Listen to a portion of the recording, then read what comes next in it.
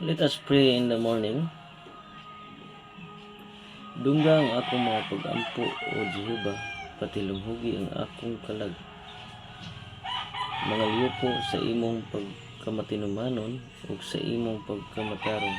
Tubaga ako ug ayaw ako pag hukmi ang imong ulipon, kay ang imong pagtan-aw walay bisan kinsa nga tao nga buhi nga matarong, kay gilutos sa kaaway ang akong kalag.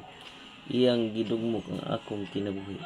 Ngadto sa yuta iyang gipamuyo ako sa mga mangitngit nga dapit, ingon ni adtong nangamatay sa hataas nga panahon. Sa ingon niini nalumsan ang akong espiritu sa sulod nako, ang akong kasing-kasing nga ania sa sulod nako nahimong biniyaan.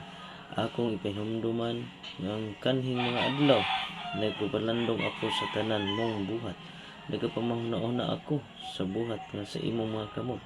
Gibayaw ko ang akong mga kamot nganha kanimo. Ang akong kalag giuhaw kanimo, ingon nga yuta nga malaay sila.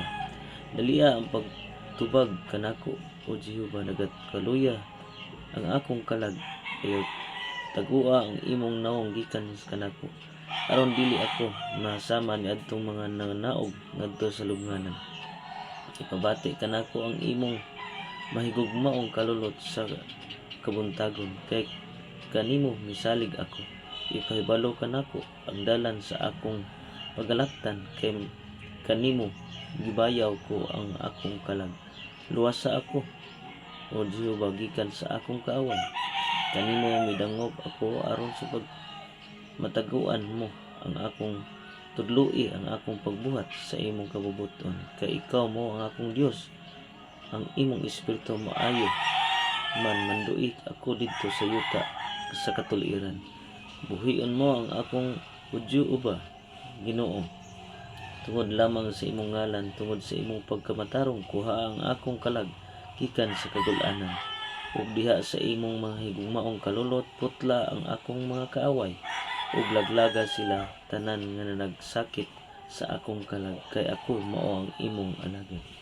Dalaygon ang Dios nining kabuntagon, mao kato atong pag-ampo sa kabuntagon ngadto sa mga kaigsuonan, ngadto sa mga followers nga lihay sa tanang matang disgrasya niining adlaw ug sa pagpadayon usa. Dalaygon ang Dios.